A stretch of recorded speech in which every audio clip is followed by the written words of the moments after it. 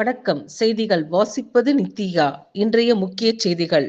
கூட்டுறவு, உணவு மற்றும் நுகர்பொருள் பாதுகாப்புத் துறை முதன்மை செயலாளராக சத்யபிரதா சாஹூ நியமனம் செய்யப்பட்டுள்ளார். மாற்றுத்திறனாளிகள் நலத்துறை செயலாளராக மதுமதி நியமனம் செய்யப்பட்டுள்ளார். சுற்றுச்சூழல், காலநிலை மாற்றம் மற்றும் வனத்துறை கூடுதல் தலைமை செயலாளராக சுப்ரியா சாஹூ நியமனம் செய்யப்பட்டுள்ளார். சேலம் மாநகராட்சி ஆணையராக இருந்த ரஞ்சித் சிங் தேனி மாவட்ட ஆட்சியராக இடமாற்றம் செய்யப்பட்டுள்ளார். கோவை அன்னூரில் அதிமுக பொதுச் செயலாளர் எடப்பாடி பழனிசாமிக்கு நடைபெற்ற அத்திக்கடவு அவிநாசி கூட்டு குடிநீர் திட்டம் தொடர்பான பாராட்டு விழாவை புறக்கணித்த செங்கோட்டையன். எம்ஜிஆர், ஜெயலலிதா ஆகியோரின் படங்கள் விழா மேடையில், அழைப்பிதழில், விளம்பர பதாதைகளில் இல்லை. அதிமுக முன்னாள் அமைச்சர் செங்கோட்டையன் தெரிவித்துள்ளார். பல்வேறு இடங்களில் வைக்கப்பட்டிருந்த பதாதைகளில் என்னை வளர்த்து ஆளாக்கிய தலைவர்களின் படங்கள் இல்லை என்பதை விழா குழுவினரிடம் 3 நாட்களுக்கு முன்னதாகவே சுட்டிக்காட்டியும் நடவடிக்கை இல்லை.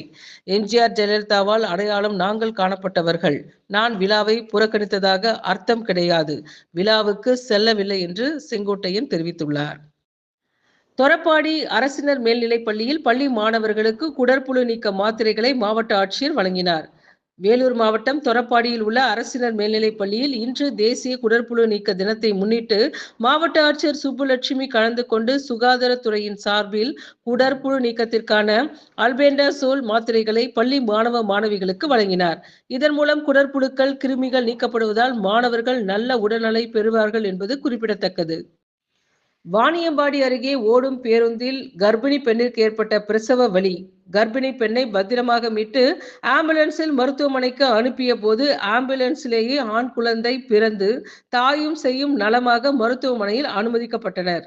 வேலூர் மாவட்டம் அணைக்கட்டு தாலுகாவிற்கு உட்பட்ட ஜவாது மலைத்தொடரில் உள்ள தோணியூர் ஜார்த்தன் கொள்ளை பகுதியைச் சேர்ந்த சேகர் மற்றும் அவரது மனைவி நிர்மலா மற்றும் மகன் மோகித் வயது 4 ஆகியோர் கர்நாடக மாநிலம் சிங்கமல்லூர் பகுதியில் கூலி வேலை செய்து வந்த நிலையில் நிர்மலாவிற்கு 2வது பிரசவத்திற்காக கர்நாடக மாநிலத்திலிருந்து சொந்த ஊர் திரும்பிக் கொண்டிருந்த போது திருப்பத்தூர் மாவட்டம் வாணியம்பாடி அடுத்த நெக்குந்தி சுங்கசாவடியில் நிர்மலாவிற்கு திடீரென பிரசவ வலி ஏற்பட்டதால் சுங்கசாவடியில் பேருந்து நிறுத்தப்பட்ட நிலையில் உடனடியாக பணியில் இருந்த சுங்கசாவடி ஊழியர்கள் மற்றும் பொதுமக்கள் ஆம்புலன்ஸ் மூலம் நிர்மலாவை வாணியம்பாடி அரசு மருத்துவமனைக்கு அனுப்பி வைத்த நிலையில் மருத்துவமனைக்கு செல்லும் வழியில் ஆம்புலன்ஸிலேயே நிர்மலாவுக்கு பிரசவ வலி அதிகமாகி ஆண் குழந்தை பிறந்துள்ளது.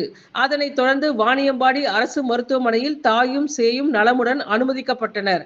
மேலும் பேருந்தில் பிரசவ வலி ஏற்பட்ட பெண்ணை சுங்கசாவடி ஊழியர்கள் மீட்டு ஆம்புலன்ஸில் அனுப்பி வைத்த சம்பவம் சற்று நேரம் பரபரப்பை ஏற்படுத்தியது.